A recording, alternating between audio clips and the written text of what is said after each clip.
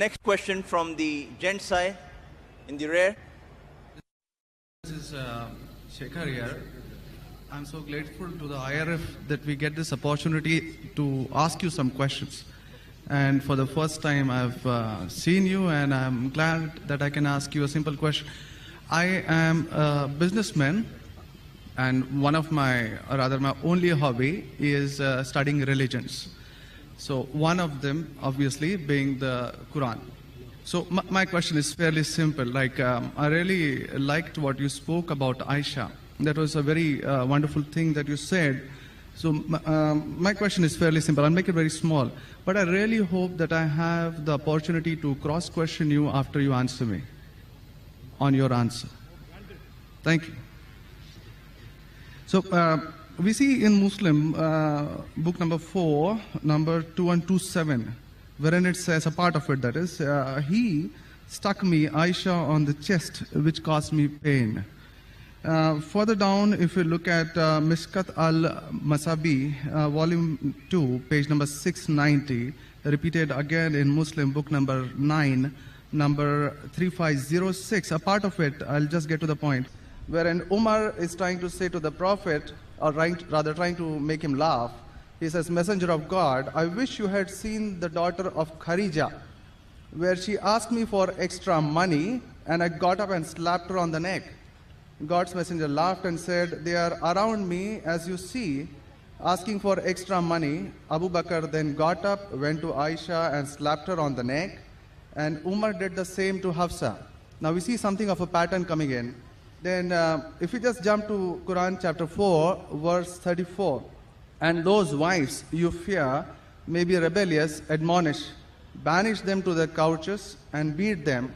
Now, as I understand from your talk, that there is equal punishment for both man and woman. I'm not contending whether they should be beaten or not. My point is, what is the right of the woman if the man is wrong? Because he gets to beat her up. Brother asked a very good question, and I give you the right to cross-question me after the answer. It is granted. The brother quoted hadith of Sahih Muslim and Mishkat al-Masabi. Do you know the relationship between Hafsa and Hazrat Umar? Well, I've not really got to the point that much. I'm still studying. Do you know the relationship of Aisha and Abu Bakr? May Allah be pleased with them both. Her father, if I'm not mistaken. That's right. I'm asking you a question. Are you married? Yes. Yes. Do you have a daughter? 2 of them. 2 of them, fine. I get to go to heaven. Sorry? I get to go to heaven. No. If you bring them up correctly, I remember with that. love and compassion, then you'll go to heaven, otherwise not. But, just kidding. But that is only righteous deed. Without iman, you can't enter Jannah. So for you to go to heaven, besides upbringing your 2 daughters correctly, you have to follow the laws of the Quran and the Sahih Hadith and be a believer. I understand. That we'll discuss after answer to you. I understand. After answer, inshallah. I'm asking a simple question.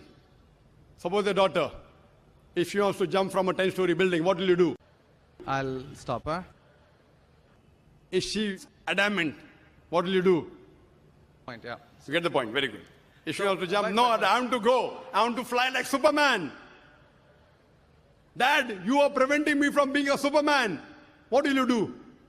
Well, I'll stop her, obviously. Will you slap her or not? If required. She says, no, I want to jump. What will you do? Well, I can ask it the other way around. What I'm if asking, my wife brother. sees... I'm asking. If she wants to jump from the 10-story. I will hit her. If required. Not normally. You will say, Arey beti, jaan do na, Superman mat bano. Nahi, banne ka hai abba. Jump marne ka hai. Ab dekho kaisa udti hu main. I want to fly. One flap. A father is cruel to be kind. Yes. Now, our beloved Prophet Muhammad said, anyone who does not love Allah and His Messenger more than his own life, he is not a Muslim. Anyone who does not love Allah and His Messenger more than his own life, he is not a Muslim. So there are many occasions what happened that sometimes they were disrespectful to the husband. Not a normal husband, Prophet Muhammad sallallahu alaihi wasallam. There were many occasions, not one occasion. There are many occasions, Hazrat Umar, may Allah be pleased with him, and Hazrat Abu Bakr, may Allah be pleased with him. When they came to know that one of the wives has caused pain to the Prophet, they were the father-in-law of the Prophet. But they love the Prophet not only more than their daughter, they love the Prophet more than their own life. There are many occasions. Which occasion you are referring to, I don't know. There were occasions when they came to know that my daughter has caused pain to the Prophet of Allah. How dare she does it? They being father, they have the right to slap. Not you and me. For us, they are the Ummahat al-Mu'mineen. They are the mothers of the believers. But yet, they were human beings. Even the wives of the Prophet. Though they were wives of the Prophet, they are the best examples, yet they were human beings and they did make mistakes. Like the ayah recited by the Qari, Surah Nisa chapter 4, 32. They want equal rights. There was in Surah Azab chapter 33, where the wives of the Prophet tell the Prophet, why don't you give us the luxury of this world? They objected, why are we undergoing such a life of poverty? So Allah sends a revelation. If you want this world, I will grant it to you, but you will not get Jannah. The verse of the Quran says, I will free you. That means, if you want, I will let you go free. Divorce, not that he divorced. And you can get the luxury of this world, but you won't get heaven in the hereafter. And the wives of the Prophet, they repented and they asked for forgiveness and Allah forgave them. So here also it's in context. And going against the Prophet is more bad than jumping from top. Jumping from top, your daughter will kill herself, that's it. Correct? But going against the Prophet is more bad. Did you get the answer? Sir, but my question still stands. I understood your point. I haven't completed my answer. Okay, you asked the question, no problem. My question is pretty simple. I haven't completed my answer yet, brother. All right. Because I know your question was in two parts. Then you quoted the verse of the Quran, Surah Nisa, chapter 4, 34. Yeah. And said about wife beating. I want to complete that before you answer. Otherwise you say Zakir answered half. I only answered one part of a question regarding hadith. The second part is of Surah Nisa, chapter 4, verse number 34. Exactly after the verse that was recited by the Qari. After verse which says, Ar-Rijalu Qawwamuna 'ala an-Nisa, that the men are the protectors of the women. The verse says that if they're disobedient, then don't talk to her. After that, don't share the bed. Then the Arabic word is daraba, means beat her lightly. The Arabic word is beat her lightly, daraba. Ibn Abbas, may Allah be pleased with him, said, when you beat your wife, you should not beat on the face. Point number one. Point number two, when you beat your wife, there should be no mark left on her body. And he gave an example, beating with a miswak. Miswak is toothbrush. In modern way, I will say beating with a handkerchief. Handkerchief. Now, if you beat your wife with a handkerchief, it is symbolic. It is not wife bashing. Wife bashing is not allowed in Islam. Wife bashing means one shot on the face. Hit so hard so that the mark remains. She'll remember you for the next 1 week or 2 weeks. In Islam, wife bashing is prohibited. It is daraba, means beat her lightly. That means first you tell her she's wrong. You admonish her. Don't share the bed with her. Ultimatum. Last warning. Beat her lightly. Now, what I said, for any crime committed, the punishment is same. Punishment is same. Beating lightly is not a punishment, it is a warning. Can you do the opposite? Can the daughter hit the father? What if your daughter slaps you? Will you like it? No. Why? Equality. Let me complete my answer. You talk about equality. If your daughter slaps you, will you like it? No. No. There may be occasion when you get lunatic, when you become very old, and if you want to jump and then she slaps you, I will agree with her, correct? Though you said, no, I'm agreeing with you. I understand. I'm helping you. You understand, but you don't understand me. No, I do. I'm helping you. Okay. If you grow up and you become a lunatic, you become senile, you want to jump from the 10th story, your daughter says, Abba, mat karo, don't do, father. She may have to slap you. She's doing in good faith. Accept it. Right? Now here, where a husband is giving a warning to the wife, if the wife does the same, what will the retaliation be? Imagine, suppose there's a massive person, bodybuilder comes and acts macho with you. If a small man comes, maybe you'll hit him. A macho person, Arnold Schwarzenegger, comes and tells you something. Will you hit him? Will you hit him? No. Though you may have a lot of guts, but Arnold Schwarzenegger, no. Why? Similarly, since Allah says in the previous verse, man has been given more strength than the woman. So a physical warning, a symbolic warning, a man can give to a woman can't give to a man. A woman can't. There are other things. There are other things she can do. Such as? Such as, for example, if she has to cook food in the house, it's the duty of the husband to get market. She can refuse to cook. If you don't get market, I will not cook. She can object. Very well.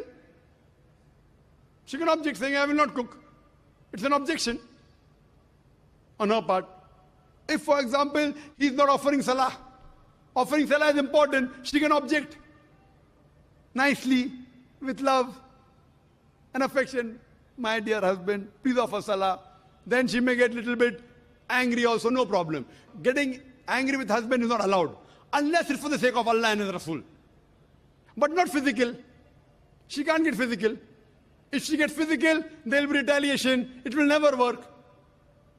Imagine your wife slapping you. Will you leave her? Fine, you may say, Jando. So, what do you realize? This is a symbolic beating. What the Western media has done, they portray as though it is wife bashing. Where is wife bashing? You don't know the hadith also. So, because of that, Islam is the best way of life. It shows you how to lead life with your wives also. Hope that answers the question. If you have any counter question, you're most welcome, brother. Yes, actually 2 points on that. Primarily, the first thing that is said is a daraba, which means basically tapping. And as I understand from the Hans Word Dictionary, it comes from the word idrib. And now, if you look at it, the Arabic word is used in 2 ways. One, to strike up a poem, the word idrib, from which the word darwa is taken out. The first is to strike up a poem, and the second, which is used 12 times in the Quran, is the physical action of striking. Strike off? Strike up a poem, or strike up a poem. Strike up a poem, metaphorically. Second part is the physical action of striking. It's used again in Surah 8:12, wherein it about an angel strike off their heads, strike off the very tips of their fingers. The same word is used. So how can the same word be interpreted there as lightly, but here as very good question. The second part. Very good question. Very good question. The second part is that if we come back to Sahih Bukhari, volume 7, number 715, again, the respectable, I truly mean that, respectable woman Aisha, a great scholar, I read about her, narrated, Aisha said that a lady came wearing a green veil and complained to her, that is Aisha, and showed her a green spot on her skin caused by beating. It was the habit at that time for women to support each other, means when they get beaten up, so you support each other. So when Allah's messenger came, Aisha said, I have not seen any woman suffering as much as a believing woman. Look, her skin is greener than her clothes. That was my second part. As for second part, I'll answer first, and first part, I'll answer second. No problem. She's complaining to the Prophet that somebody has done injustice to her. It doesn't end saying the Prophet agreed with it. If someone has done injustice, if we read ahead in some other hadith, the Prophet may have done justice to her. It doesn't say that someone beat her and the Prophet agreed with it. Correct? She's just reporting that maybe there is injustice done to a woman. That's it. The moment she's complaining means she's disagreeing with it. She didn't say, Prophet, I heard a very good thing I saw, that the woman was beaten up. The moment she's complaining means the wife, Hazrat Aisha, may Allah be pleased with her, disapproved of it. So the lesson we get from this is, no one should beat the woman such a way that she becomes green. But sir, see, the exact statement she makes is that I have not seen any woman, that's Aisha herself, it's not my interpretation, I have not seen any woman suffering as much as the believing woman. So we see at the time of Muhammad that women were really in very, very bad shape, even though... You know there are hadiths saying, I have not seen a person, a believing person like Hazrat Bilal suffering. What was he suffering from? His master tortured him and said, don't say there's one God and I will leave you. Hazrat Bilal, may Allah be pleased with him, on the death stone, he's agreed to die. He will say, I will not denounce Allah. I will keep on saying, La ilaha illallah Muhammad Rasulullah. There's no God but Allah and Prophet Muhammad is a messenger. He's taking the pain. That means if I say Hazrat Bilal is a believer who is being tortured, that does not mean that what act that being done on Hazrat Bilal, may Allah be pleased with him, is right. It is wrong. But he's a believer who's taking the pain. In this context, we have to see the context and go to the Shara. You have to see Fath al-Bari. And what was the woman? Was she? What was she? Who tortured her? Was it the master? Was she a slave woman? You have to go to the Shara. I'm not a muhaddith. I'm telling you what the answer can be. You have to go to the Shara and find out. Why was she? Who hit her? Who beat her? Did the husband do? Was the husband a believer? There are 10,000 reasons. But Just sir, because... excuse me, in Mishkat al-Masabi, Brother Shaker, volume 2. Brother Shaker, yes. What I would like you to do, there are so many people waiting at all the mics. Precisely, concisely, I would like you to put your question in a few words and then close. Because you've got such a big sheaf of papers, there are many people I see waiting with small slips or something. Question. So we cannot allow this whole thing to go on. This is not a debate session. It's a question and answer session. I want you to put your question in the next 4 sentences. Let Dr. Zakir answer so that all the many ladies standing there here also get a chance. We have exactly 1 hour, 12 minutes left. We have occupied 20 minutes already. Brother, initially you asked 2 questions answered. You said, I want a counter. What counter you gave? In the counter, you're asking 1 more question. I don't mind answering your 100 questions, but in this rule, 1 question at a time, go behind the queue, no problem. You ask 2 questions, give the answer. You said, I want a counter question. With the counter question, you're asking 1 more question. So, I'm very kind, I don't mind. I would love. After finishing, you can come in the cabin. And inshallah, I will answer all your questions. I want to ask you, after I answer your question, what will you do? Will you believe in the religion Hazrat Aisha believed?